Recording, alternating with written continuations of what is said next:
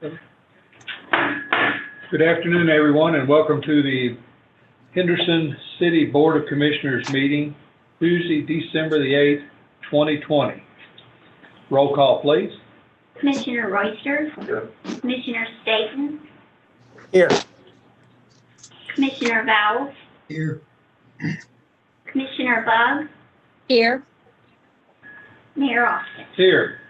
First on our agenda tonight, Suzanne Todd, who is a operator with HART, our bus system, is here to receive her 20-year anniversary pin. So Susan, if you will come up front here, please.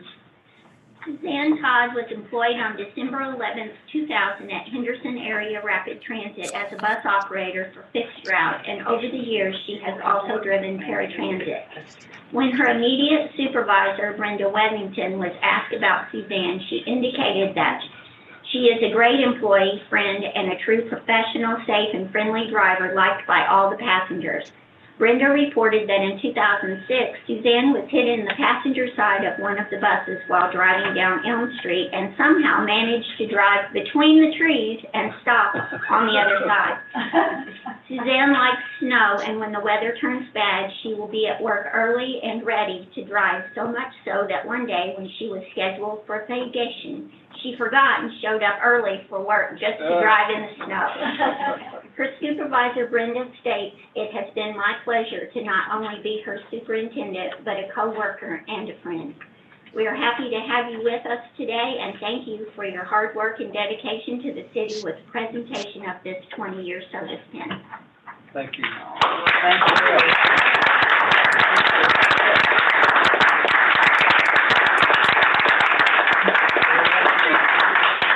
That's on behalf of all of the city commission and all of your friends around the city, and we really appreciate what you did.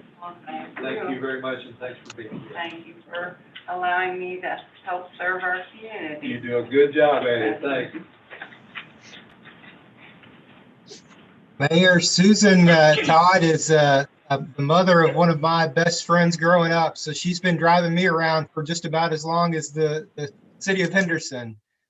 Really appreciate her service. She took good care of you too. Definitely.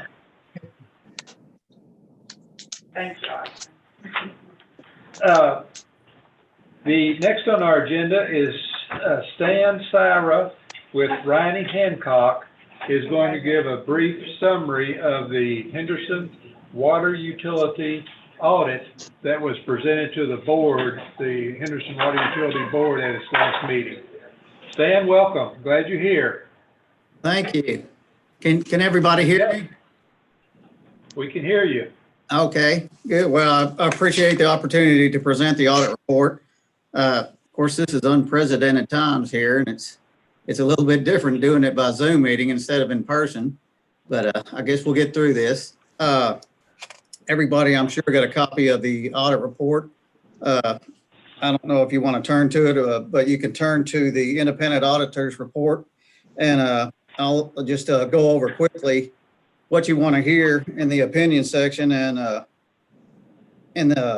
basically it says, in our opinion, the financial statements referred to above present fairly in all material respects the financial position of the Henderson Water Utility as of June 30th, 2020. Basically what that's called is an unmodified opinion, and it means it's a clean opinion, and the financial statements are materially correct.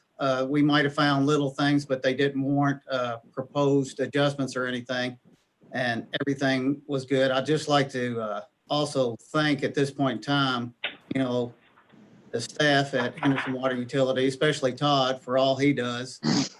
He does a good job. He always has everything ready when we come in, and we do appreciate that. It makes our job a lot easier. One thing I would like to go over, the financial statements basically are verbatim for prior years, and basically the only thing that had changed is the numbers, except for one footnote that we did put in on the last page. On page 40 is the last footnote, footnote number 12, and we're basically putting this in all our financial statements, and it's talking about the considerations of COVID-19 and the impacts it may have on financial statements going forward. Of course, we put in there on the second page, the impact of COVID is uncertain at this point in time. And right now it's outside the utilities' control.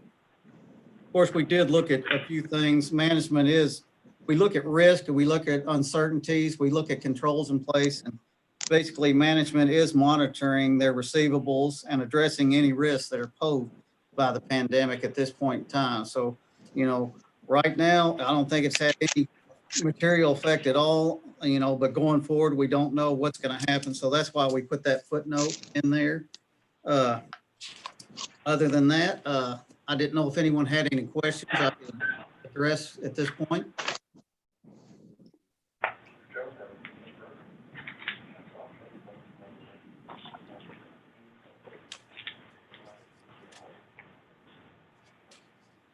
The financials did show an increase in total assets of about $500,000 from the year, and total liabilities decreased about 2.26 million. So on page 13 of the financial statements, the statement of net position, you can see where the unrestricted net assets went from a negative 874, 890 in the prior year to a positive 456, 322 in the current year. So that's one thing I'd like to point out. Other than that, everything else is pretty much standard wording, standard footnotes, just numbers have changed.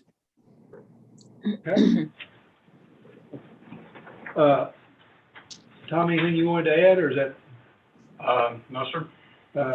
Is this the second year that this This first? is the third year. Third year. Third You did a year. good job for Yeah. you. Yeah, Thank we you. appreciate it. And Todd, thank you for your work too. It makes it easy for you, the Matt. auditors when you have a good finance department. So thank you for presenting, and we appreciate that. Now, do we need to accept that, or? I think you do, yeah. Okay, You just need to accept and not to approve it. yes. Is there a motion to accept the Henderson Water Utility 2020 audit? So moved. There's a motion. Is there a second, please? Second. Any questions or comments for Stan or Todd? Roll call, please. Commissioner Royster, Commissioner Staton, Aye. Commissioner Vowles, Aye. Commissioner Boggs, Aye. Mayor Austin. There's two things on our agenda that we're going to move to the next meeting. That we had our audit review today for the city of Henderson, and everything was in order and there's no problem, but we just don't have all of the papers ready yet. And so we will do that at the next meeting.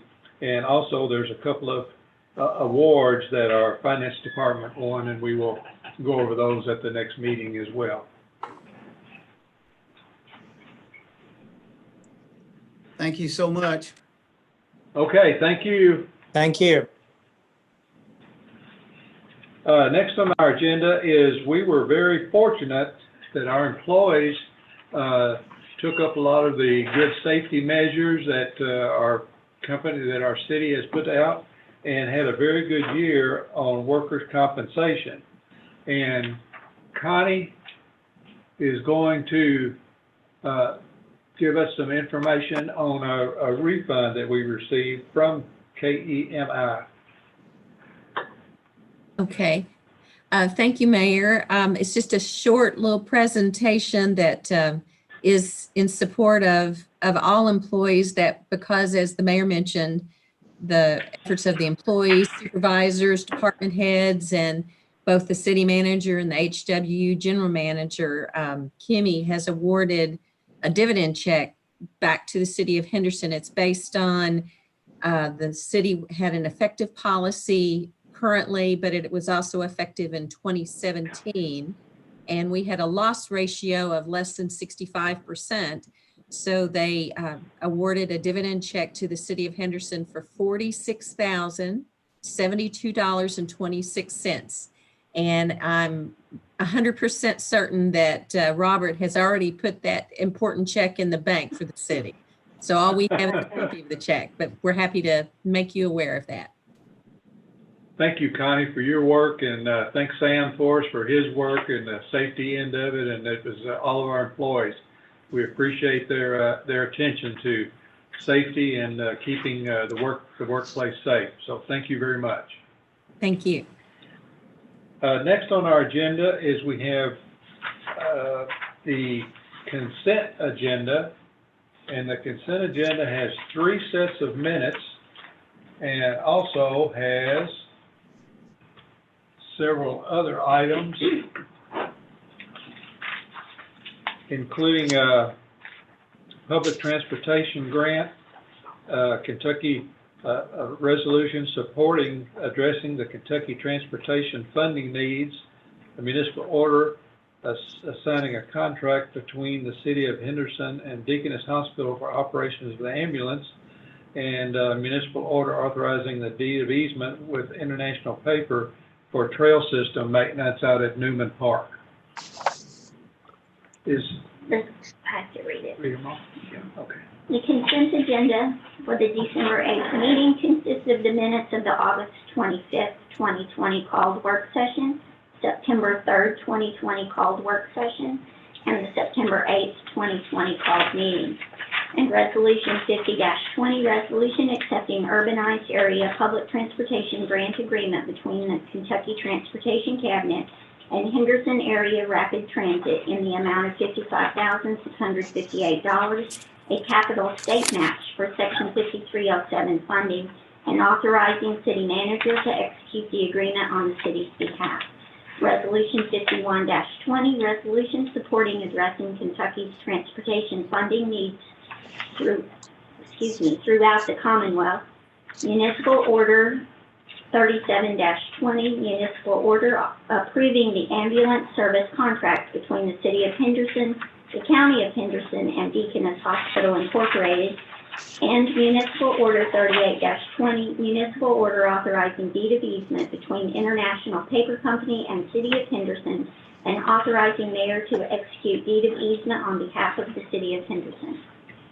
Are there any items on the consent agenda that any commissioner would like to pull off for additional discussion? Being none, is there a motion to approve the consent agenda? So moved. Is there a second, please? Okay. Roll call, please. Commissioner Royster? Commissioner Staton? Aye. Commissioner Val? Aye. Commissioner Bug? Aye. Mayor Austin? Aye. Next on our agenda is first reading of an ordinance regarding the annexation of Bent Creek subdivision in Rent Creek Estates subdivision. Municipal Order 31-20. Ordinance. I'm sorry. Ordinance number 31-20. Ordinance regarding annexation. An ordinance annexing certain unincorporated territory to the city of Henderson, Kentucky, being located off of Kentucky Highway 812, aka Fairline Road, in Henderson County, containing the following PVA parcels: 67C-1, 67C-2, 67C-3, 67C-4, 67C-5, excuse me, 67C-6, 67C-7, 67C-8, 67C-9, 67C-10, 67C-11, 67C-12, 67C-13, 67C-14, 67C-15, 67C-16, 67C-17, 67C-18, 67C-19, 67C-20, 67C-21, 67C-22, 67C-23, 67C-24, 67C-34, oh, I skipped something, didn't I? Sorry, 67C-25, 67C-26, 67C-27, 67C-28, 67C-29, 67C-30, 67C-31, 67C-32, 67C-33, 67C-34, 67C-35, 67C-36, 67C-37, 67C-38, 67C-39, 67C-40, 67C-41, 67C-42, 67C-201, 67C-202, 67C-203, 67C-204, 67C-205, 67C-208, 67C-209, 67C-210, 67C-211, 67C-212, 67C-213, 67C-214, 67C-215, 67C-216, 67C-217, 67C-218, 67C-219, 67C-220, 67C-221, 67C-222, 67C-223, and the portion of Kentucky Highway 812 fronting Bent Creek. Also, I wanted to mention that the ordinance that was in the original agenda packet had a Scribner's error on it, and the effective date of this ordinance shall be January 2nd, 2021. Thank you. And before we ask for a motion, and we have a resident that is going to speak in opposition to the annexation, but I'm going to ask Eric and Tom, whatever combination there, to tell us what brought this to, what the legalities are on this. Mayor, can we get a motion first? You have to get a motion first? Okay. Is there a motion to approve the annexation? Is there a second? Okay. That Commissioner Val? Yes. Okay, thank you. Okay.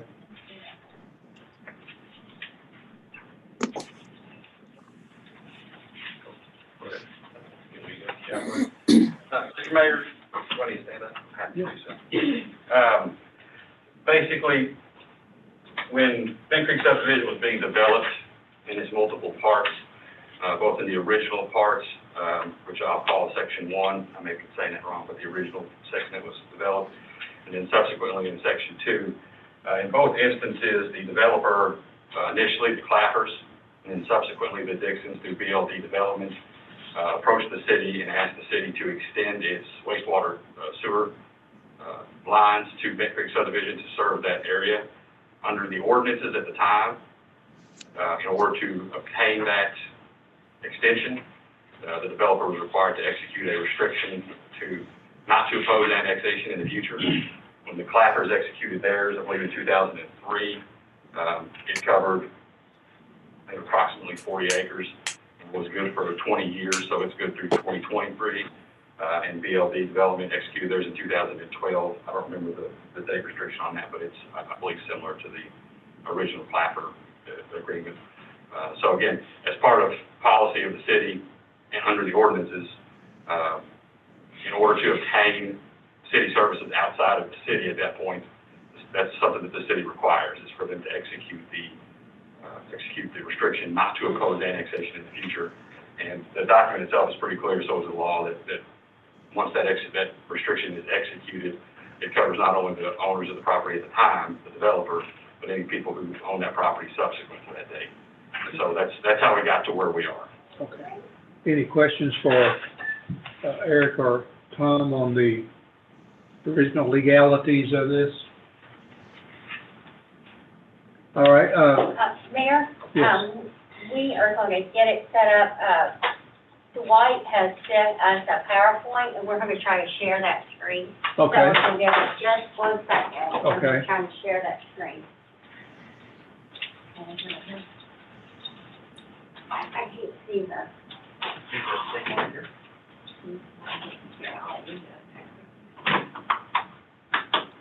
I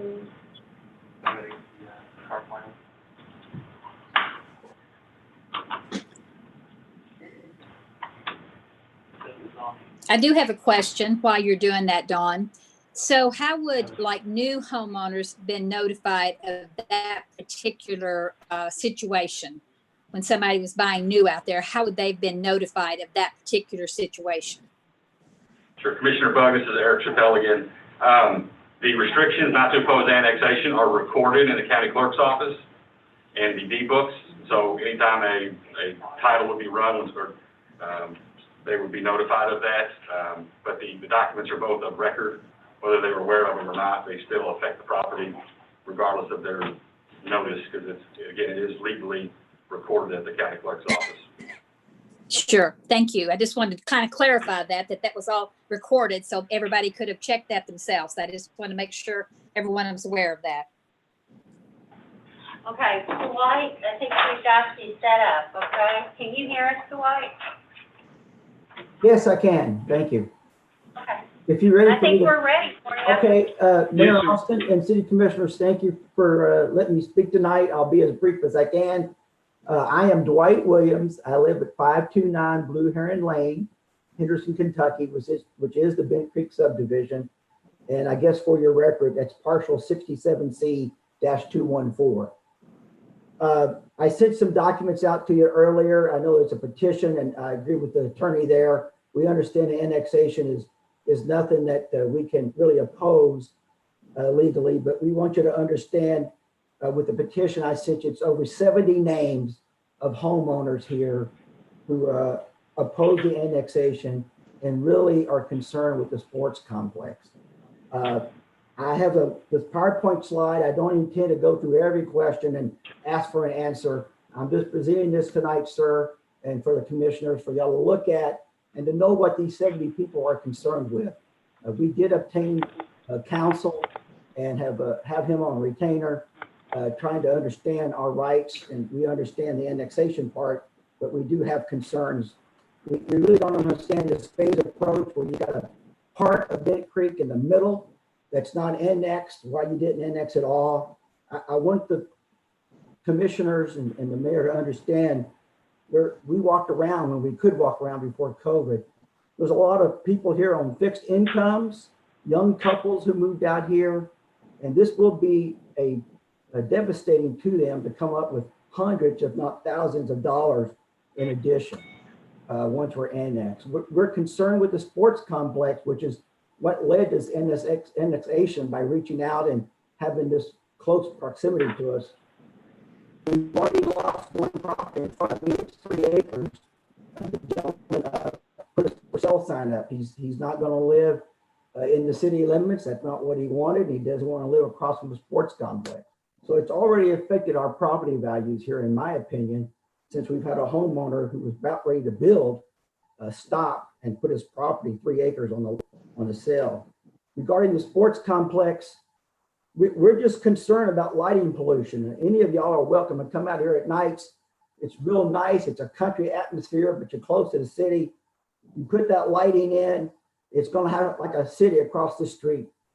It's going to be pretty bad.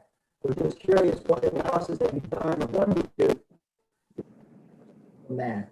Likewise with the hydro, we have water problems out here, which we can send you pictures of when it rains. Everyone here takes pictures of all the areas. We're concerned when you develop that area, how's it going to affect us? As in the traffic, if you develop this sports complex, which is what's leading to our annexation, how is Airline Road going to handle that traffic and not affect the subdivision? There's only one way to get here from the city. You could go around 10 miles, but that Airline Road down by the Kimber Farm, it does flood. So we're concerned about the traffic analysis as well. And noise, this is a peaceful area, kind of go with the lighting. You can sit on your neighborhood, on your porch at night and see all the stars. And it's quiet, you can hear the aisles. What's going to be the noise survey out here when you have a sports complex and Johnny's rounding first and coming home to second on a PA system? It's going to affect the neighbors at night for the noise abatement. And has there been a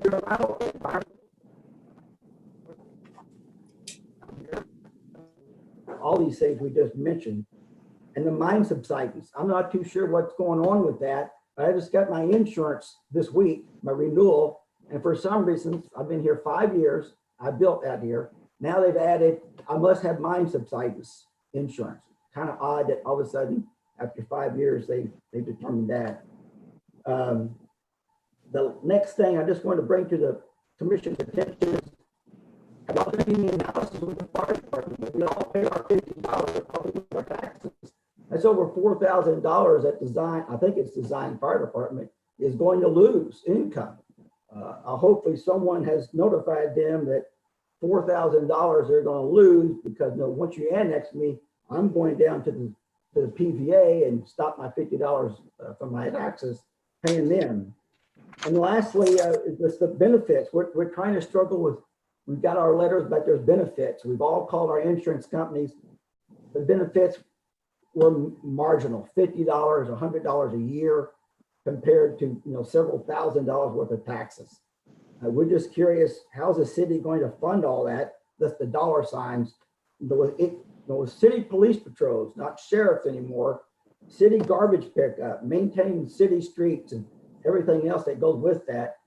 What's the city's plan to pay for this other than taxing us now and this odd shaped way that you've divided up the subdivision? We're just concerned.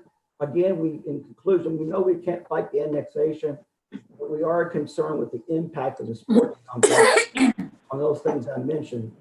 And again, it's just not me speaking. Those are over 70 homeowners who signed a petition who are concerned. And I just asked the commission to take that into consideration in their discussions. Thank you, Mayor. Thank you, Commissioners.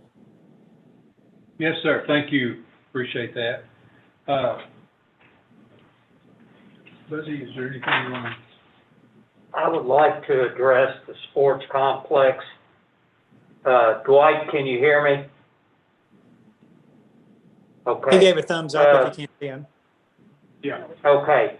Dwight, what will happen with the design of the sports complex is that we will hire an engineering firm to come in and design the entire site.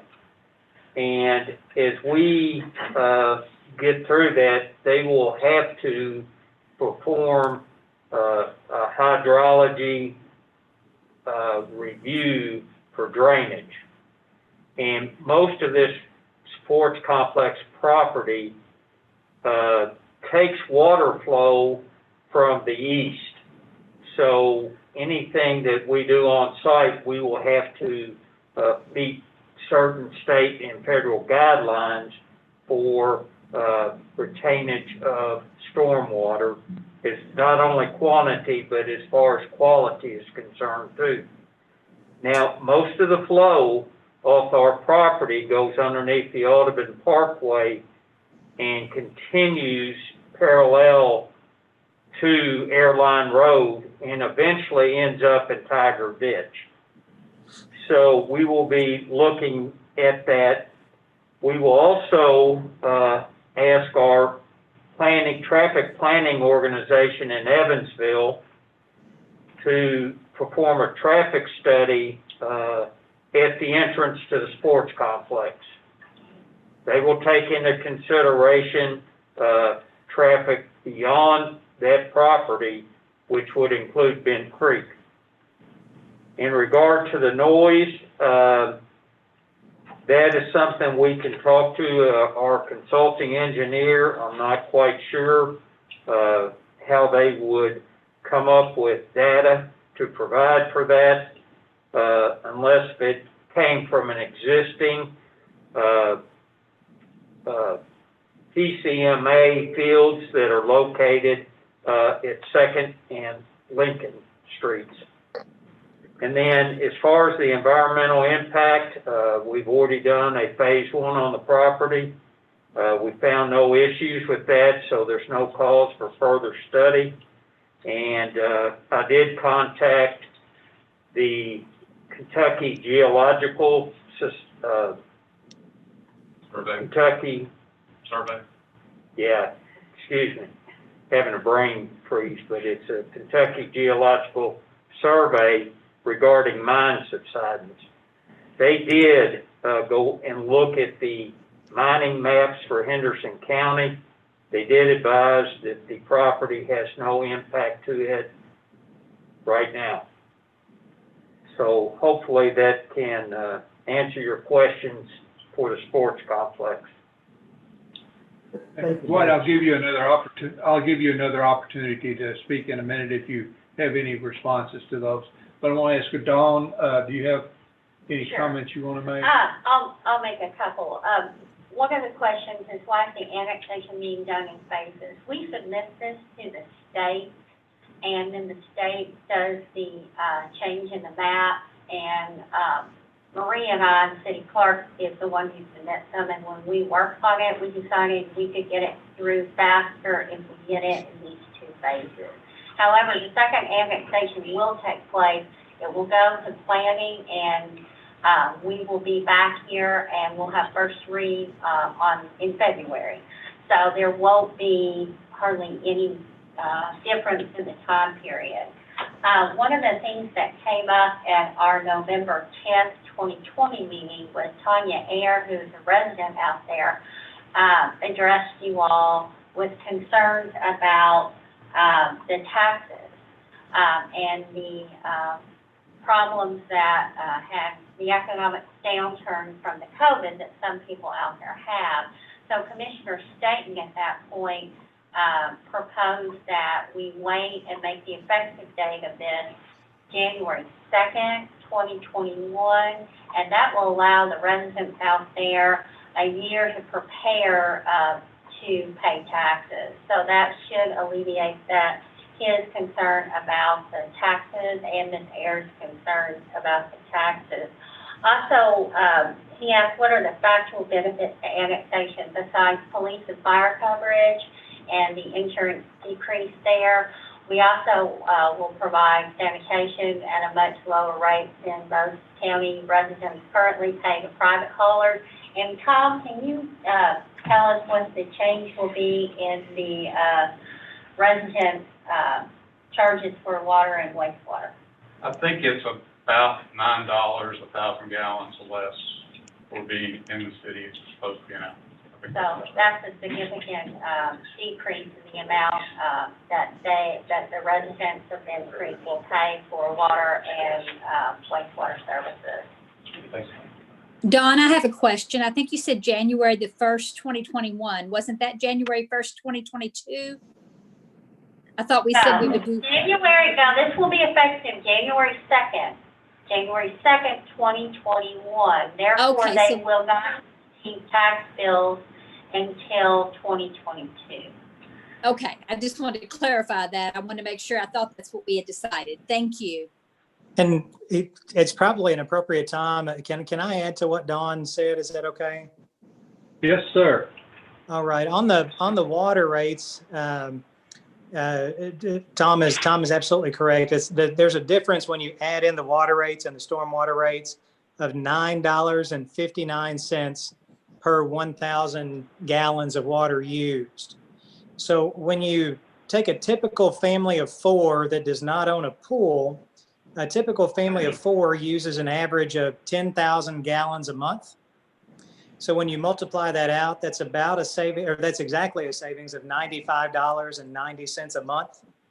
On a yearly basis, 12 months, that's $1,150.80 for a typical family of four. And I realize that there's all different types of family structures in Bent Creek, and not everybody has a family of four in their household.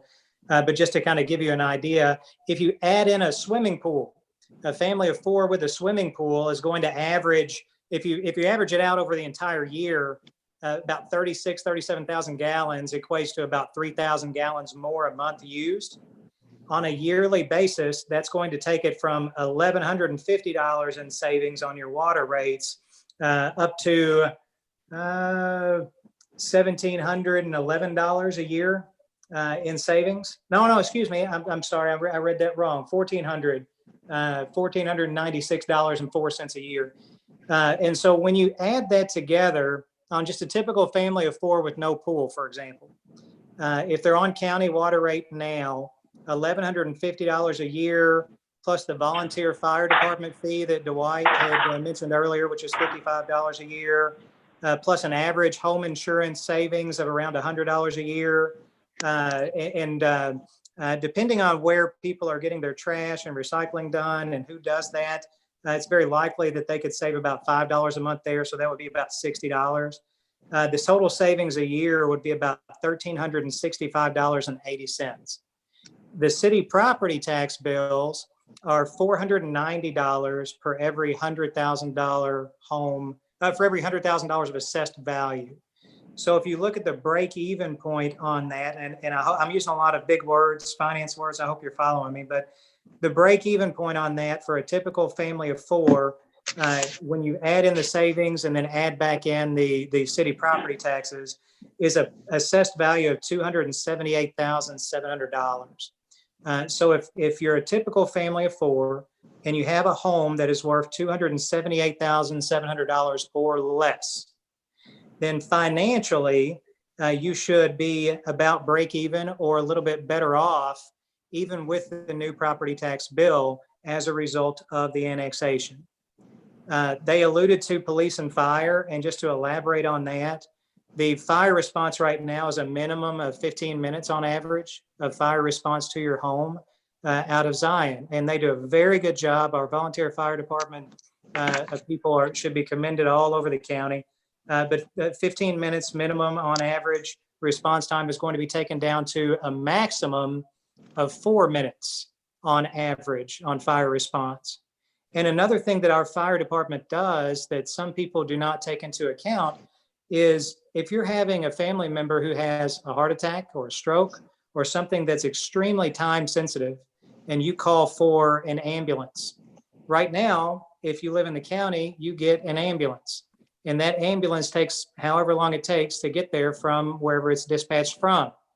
If you are in the city limits, the first responder is going to be dispatched from the nearest fire department, which cuts that significantly down. And you know, you can't really place a dollar figure value on that, but without trying to overhype it, that's a very, very real benefit that could come into play, and hopefully doesn't, but could come into play for residents out there, as well as police coverage. And then you obviously have the ability to vote in city elections and to run and represent your community in city elections as well. So there are a host of non-tangible, non-financial benefits that come along with the annexation. There's the one blaring negative, and that is the additional city property tax. I did want to address something that I saw in the petition. There was something that wasn't factually correct in the description on the petition, and that is somebody made mention on the petition for an extra 1% net income tax or something like that for the city. There are no new net income or payroll taxes or anything like that for being annexed into the city.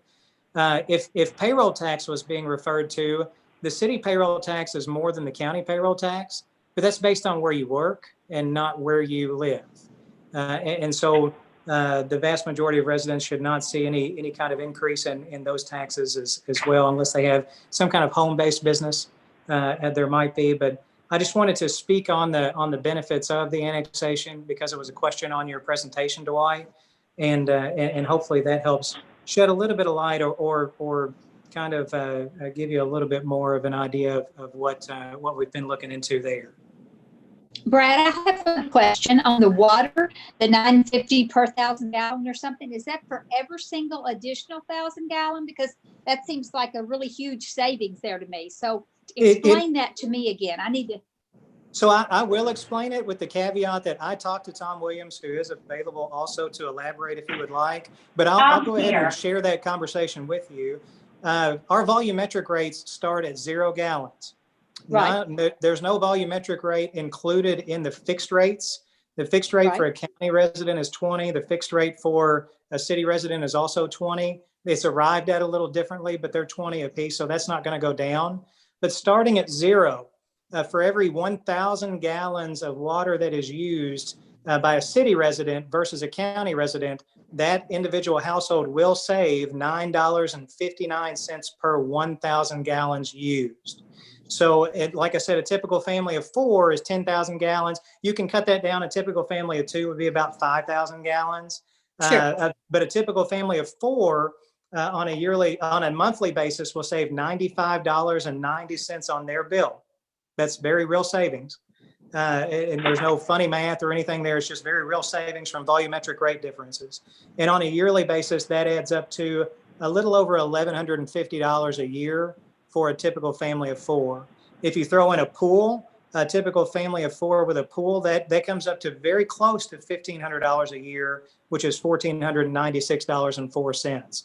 So a Okay. typical family of 4 with a pool, just to give you an idea, their break-even point is $349,192 of property, assessed value of property, before they're going to see an increase in their overall budget. As a result of the annexation and the additional city property I tax. just want to make sure it was for every single 1,000 increment. I It didn't quite is. understand that. So It thank you. is. You're welcome. Okay, thank you, Brad. Dawn? Yeah, on the very last question, I hadn't answered that one yet. When will members reap this benefit? Well, the members who are currently being annexed in at this point will begin receiving city services on January 2nd. Of this year, this 2021. coming year. Yes, sir. So it will be a full year of benefits before the taxes are due.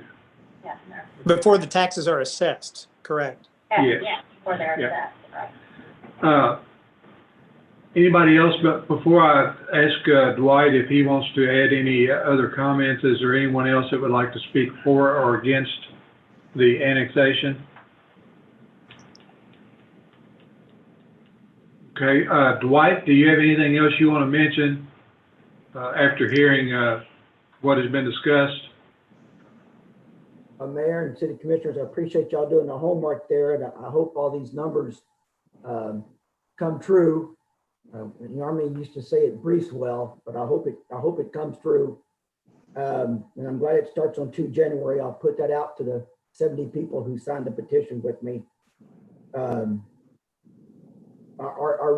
appreciate all the work. Like I said, our really concern is it's going to affect if the sports complex is going to affect our property, and that we've already got people who are, not wanting to build, who already bought 3 acres because they're concerned. So our concern is that in time, it's going to hurt us, but I guess time will tell. So I appreciate that. I'm glad to see we can run for city commissioner. We'll see you in 2 years, Mayor. And Dwight, I'll just mention to you that if anyone is interested in building out there, there are people here at the city that can assist them in working through any questions that they have going into the future. Okay. Well, Thank you, Dwight. I appreciate the time tonight. Thank you Thank for you. coming. It's really important that people stay involved, and I'm happy to see you here. And you're a very thoughtful person. I've known you for a long time, and I appreciate you coming and telling us what your thoughts are. Dwight, before I let you go, any other questions about the sports complex that Buzzy went through? No, sir. Did you have any? Okay. All right. Thank you. I'll just make one other comment, and that's that I do think Mr. Williams raises some really good points about how that sports complex is going to affect the property, and we need to keep that in the front of our mind when we're considering design. I know Mr. Nix will do that anyway, but just to properly screen that from the neighborhood as well as we can, and make that less of a problem if we can do that in any way. Absolutely. Well, we had talked about some sound barriers and stuff with trees and that kind of thing. We certainly already talked about that in the past. Definitely. We'll be working on all that, Dwight. We sure don't want to make that a nuisance. We want it to be a community benefit and not a nuisance, that's for sure. Okay. We have a motion and a second. We are ready for the vote on first reading of annexation of portions of Bent Creek. Roll call, please. Commissioner Royster? Commissioner Staton?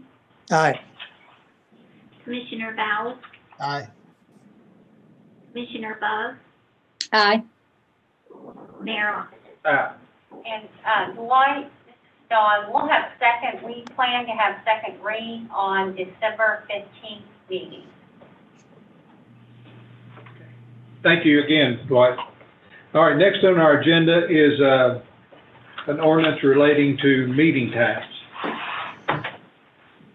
Ordinance number 32-20, ordinance amending Chapter 2 Administration. Ordinance amending Code of Ordinances, Chapter 2 Administration, Article 2 Board of Commissioners, Section 2-20 Meetings, to change the meeting times from 5:30 p.m. to 3 p.m. for a 6-month period beginning January 1st, 2021 and ending in July 1st, 2021. Thank goodness for the vaccine coming. Maybe, hopefully. Is there a motion to approve the ordinance, please? So moved. Is there a second? Second. Okay, we have a motion and a second. Any other discussion on the ordinance setting the time for meetings for the next 6 months? Mayor, if I can say something, this will allow us to walk things on, because all these meetings have been special call meetings, we've been restricted, and that has sometimes handcuffed us. So this will allow us to conduct meetings as we had pre-COVID in terms of things we could discuss. Thank you. Understand. Roll call, please. Commissioner Royster, Aye. Commissioner Staton, Aye. Commissioner Vowell, Aye. Commissioner Bug, Aye. Mayor Austin. Next, we have a municipal order amendment to the employment agreement for the project manager. Municipal Order 39-20, municipal order amending the employment agreement between the City of Henderson and Dillard Ford, project manager. Leslie, would you, before we get a motion, would you speak on this, please? I will.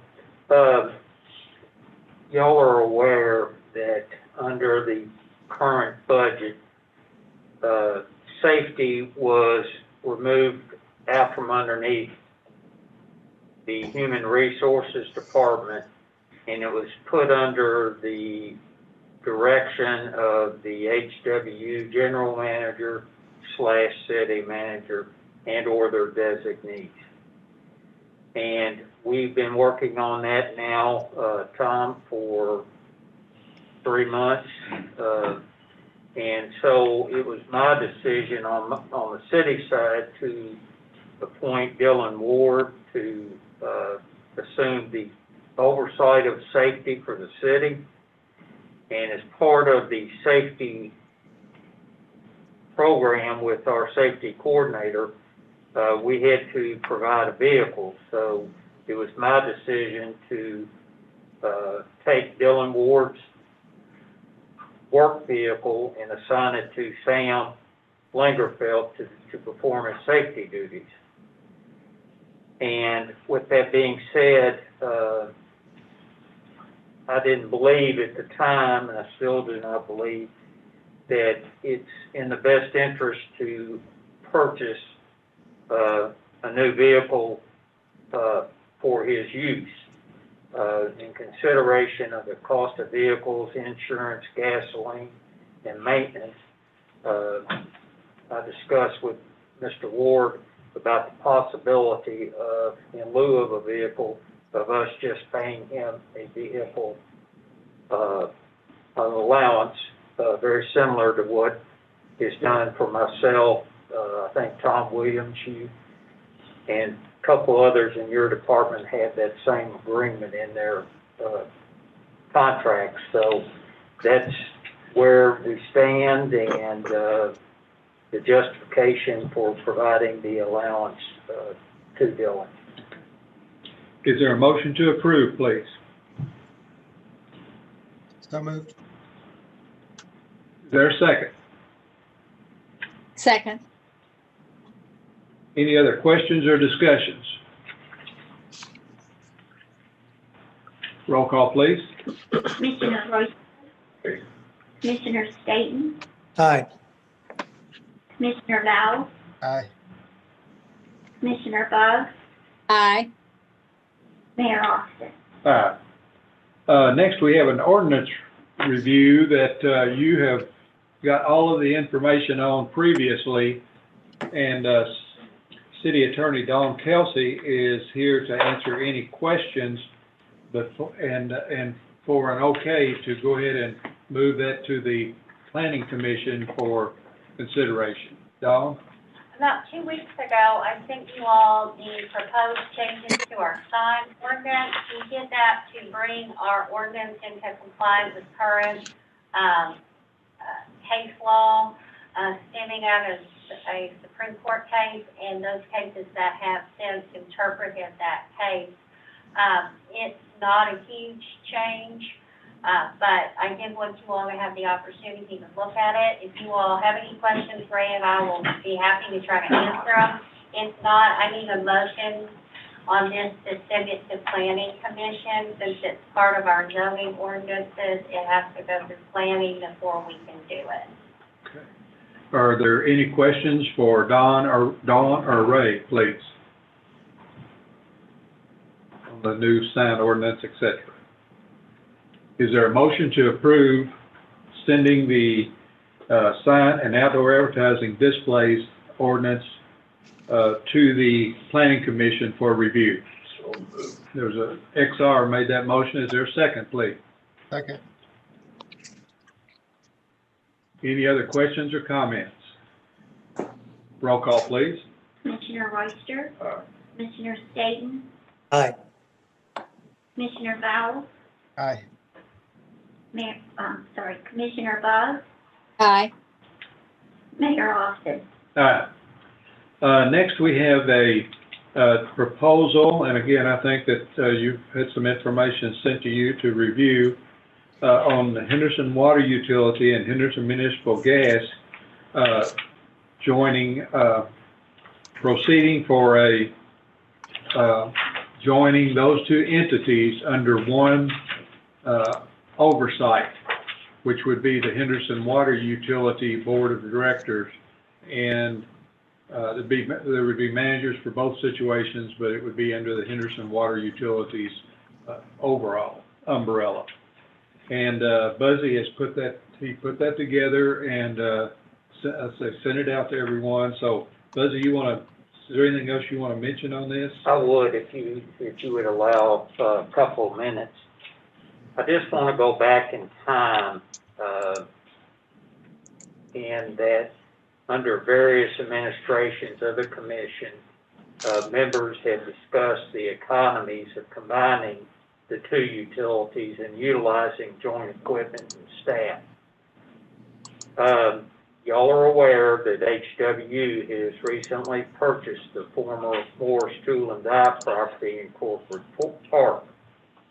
Well, prior to that decision, when Tom Williams was looking at the property for potential purchase, that began the discussion between the two of us of locating adjacent to the Municipal Service Center. And what could we do to better provide economies of some scale to benefit both organizations. So with that being said, we invited Mr. Reeves into the conversation and began discussing what would that proposed merger look like. So what we have provided to you is a 10,000-foot view of what potentially the benefits to not only the city and the water utility, but for our customers. So what we would like to do at this point is, if you have any questions, we would like to answer them. But what I'm looking for today is a recommendation from the commission, if it so desires, to continue to move forward with developing a plan to merge the two organizations together, and then come back at a future work session and present that information for your consideration and possible approval. Okay. And let me say that there's no doubt that the Henderson Water Utility and the Henderson Municipal Gas Utility have provided excellent service for the customers of the city of Henderson for a long, long time. And there's no problems with that part of it.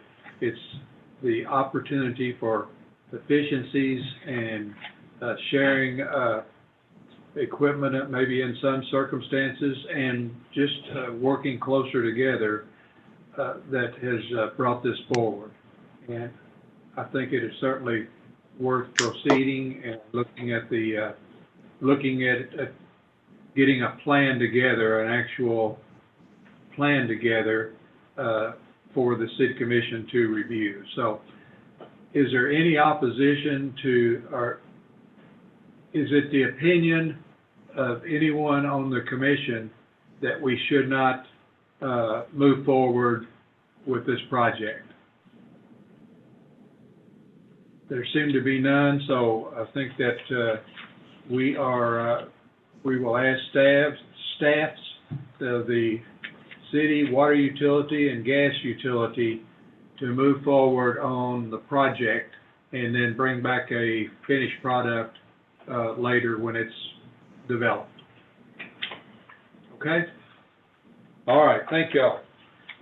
Next, I'm going to turn this over to Commissioner Staton to talk about a COVID CARES Act discussion.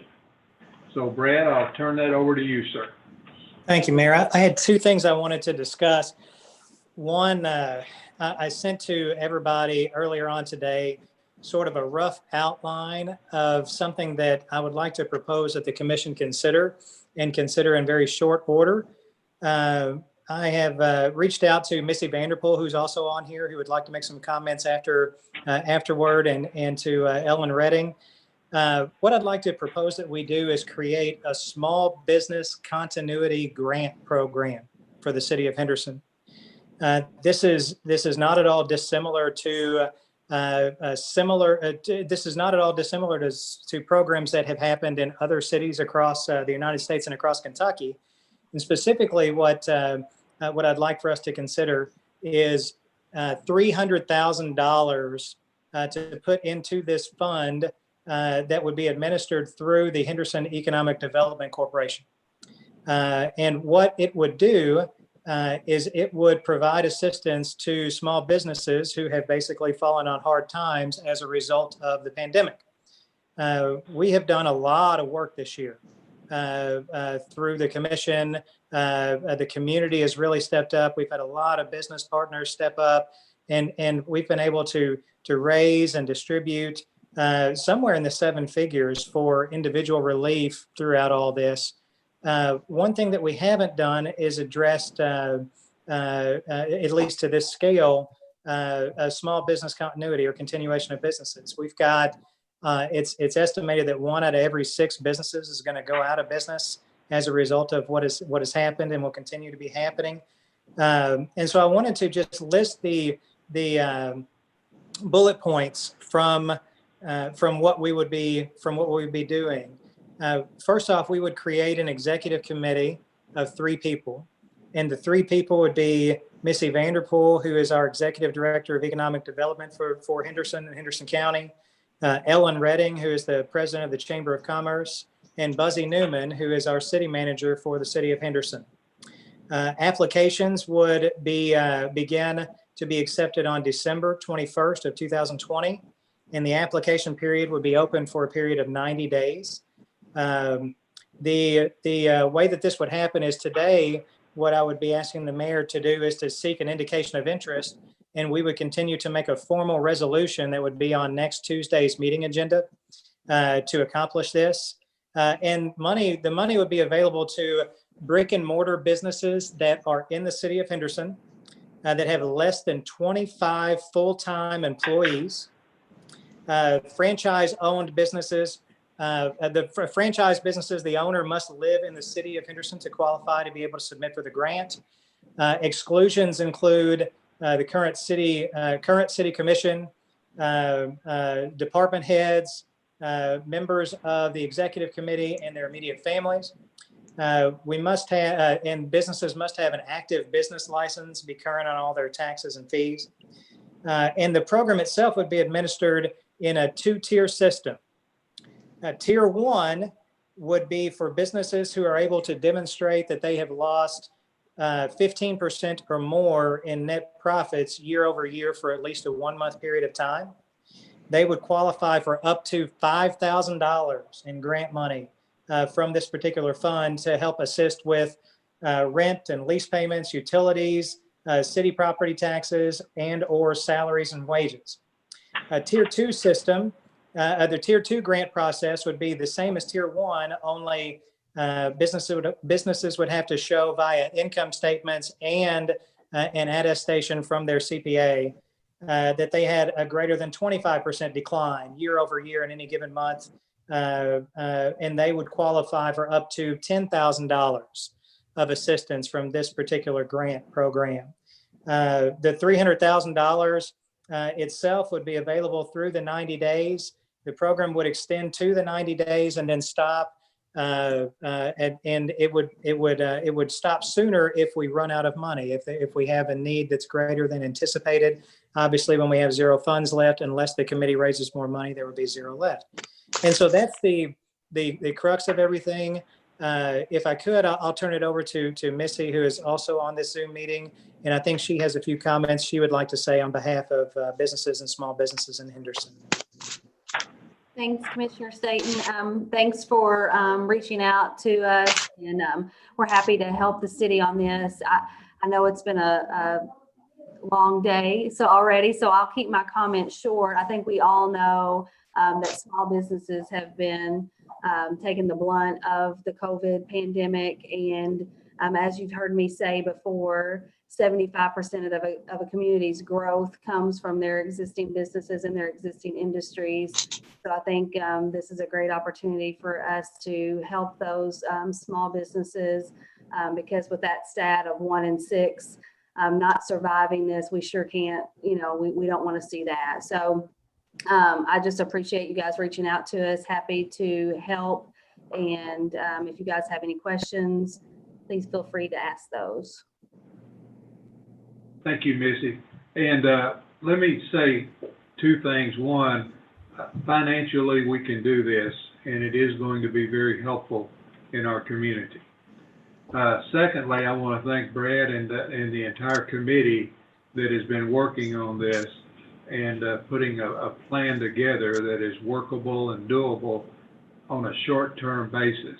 And so that's my 2 comments, and I favor moving forward with this quickly and having it on next week's agenda.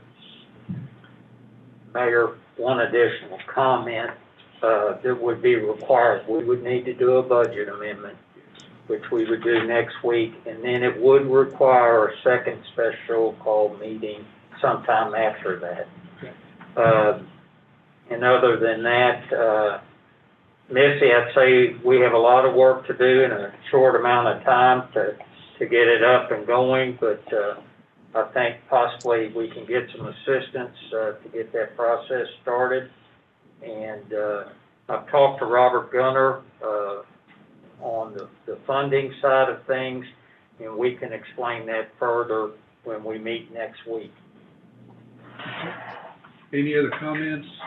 I just had one other thing to kind of throw out there with this, and I talked to Commissioner Staton about this a little bit. So GRAD right now is offering some relief loan programs, and this might be a really good opportunity to kind of mine for those companies that could really use that assistance. I'm sure they will be the ones applying for these grants. And if we can put something on our applications to try to get them to allow GRAD to reach out to them at that point, I think that's a golden opportunity for us to really not provide just one level of assistance, but then maybe a second one following up with that too. And just to let you know, Commissioner Bowles, too, I actually brought that up to Missy Vanderpool. Yeah. And we're in the process right now of designing the application and some of the documents that go along with the program. Those should be completed by Thursday. And she, as well as Ellen Redding and others, have thought that's a great idea. Yeah. You know, we're capturing their information anyway, and we might as well, above and beyond just the grant process, help them access resources the best we can from all different directions. Yeah, and Commissioner Absolutely, Bowles, oh, sorry. I'm so That's all sorry. right, go ahead, Missy. Commissioner Bowles, I shared with Commissioner Staten, we recently had a meeting with the SBDC that's housed now at the Owensboro EDC office. And she haven't even got to talk to our Heat Lab Advisory Board Chair about this, but she is interested, you know, post-COVID, whatever that is, having hours in Henderson. So I think, you know, she's a great resource as well. She offers some coaching on business plan. I mean, I know in this case it's different because they're already an existing plan, but, you know, marketing, you know, if they need to switch to online, you know, if this is a brick and mortar that's had struggled with online merchandising, things like that, then she can help with that as well. So I think if we can share that information with both GRAD and SBDC, it would be beneficial. So thanks for that thought. Yeah. Sounds like. And I wanted to mention too that I think Buzzy has been in contact with GRAD already today, working on a joint program or how we can best benefit from both of those funds. So a lot going on very quickly, and so thanks to everyone that's worked on this. It's going to be a very valuable opportunity in our community. So, and Mayor, I have a second thing that's much shorter that I'd like to bring up if I may. Okay. Melissa Clements with the United Way has created an executive committee to address nonprofits in the city of Henderson in 4 different categories. One is nonprofits who assist people with mental health issues and domestic violence and others. One is food assistance, one is sheltering, and one is employment assistance. There's a 3-person executive committee who has been meeting now for about a month and a half. That includes myself, Mark Chumbler, and Bobby Jarrett. And then there's a much larger implementation committee that's a part of this as well. Buzzy, when I spoke with him the other day, he thought it might be because we are discussing COVID-related items, it might be a good time to bring this up, even though we were going to save it for a meeting or 2 down the road. We are in our fundraising campaign now. It is much more like the HERF program, where it's a public-private partnership. We've had a number of private organizations and individuals already pledge money to this fund to help out with not just Christian Community Outreach and Salvation Army, which are the 2 that are really working overtime, so to speak, and other entities are helping them as well. But a number of our nonprofits are suffering. What I would like for the commission to consider is a gift similar to what we did for the HERF program back in the spring, and that would be in the amount of around $25,000 to help get us to our fundraising goal of around $250,000 is our goal. And so I'm not asking for any kind of formal motion or anything today. I just wanted to kind of put that out there that in the very near future, we'll be approaching the commission and asking for your consideration. Okay, thank you. Appreciate that. Anything else any of the commissioners have before I got a couple of things here, 3 things, by the way. Okay, I want to remind you that we have another commission meeting next Tuesday, and the process on that will be at 3 o'clock. We will have a work session concerning fire stations property and related things. At 3:30, our regular meeting will start. And then at the conclusion of when we get all the business taken care of on the regular meeting, we will go into executive session. So we will start at 3, have a regular meeting at 3:30, go into executive session, and hopefully we'll be finished by 4:30 or 5. But that's our process for next Tuesday if you want to get that on your schedule. Another thing is I have some board appointments that I think I've alerted everybody to, but I wanted to get those officially done. and there's three different sets of them. And the first one is the appointment of Mrs. Rosa Woods to the position of Housing Authority Resident Commissioner to replace Ms. Willie Ballard, who died recently. And that would be a 2-year term ending December the 8th, 2022. Is there a motion to approve, please? So moved. XR motion. Patty, can we use you as a second? Sure. Okay. All in favor, aye? Aye. Okay. Second is 2 appointments to the Henderson City County Airport Board. And these are joint appointments with the city and the county. And the county will follow up on these appointments as well. But they are both reappointments, and the first is Doran Luck, who is currently serving as Air Board Chairman. And I'm recommending reappointing him to the City County Airport Board for a 4-year term ending January 2025.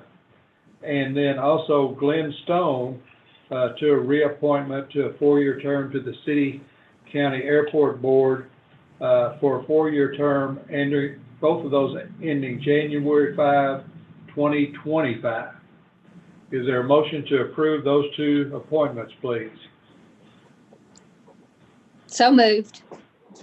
Eddie move. Is there a second, please? Second. XR second. Can we just do those by consensus, or do we need a roll call? Yeah, you need a vote. Yeah. All in favor, aye? Aye. Opposed, any? Thank you. The third appointment is to the Henderson Water Utility Board, 2 really good commissioners that we want to make sure we utilize for the benefit of our community. And first is Paul Bird. He's the current chairperson for the Henderson Water Utility Board. And I am recommending reappointment of Paul Bird to a 3-year term ending January the 12th, 2024.